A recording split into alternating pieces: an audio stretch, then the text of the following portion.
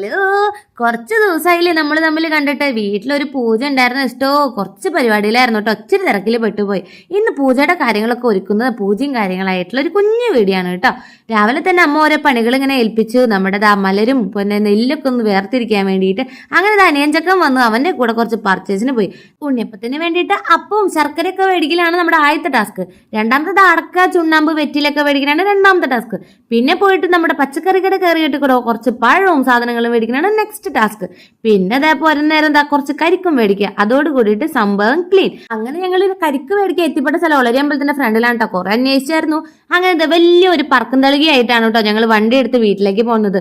വീട്ടിൽ വന്നത് വേഗം ചടപടയെന്ന് നമ്മുടെ കാര്യങ്ങൾ നടത്തണം. കാരണം 7 മണിക്ക് പൂജ തുടങ്ങുമായിരുന്നു കേട്ടോ. അങ്ങനെ നീണ്ട വലിയൊരു പൂജയായിരുന്നു.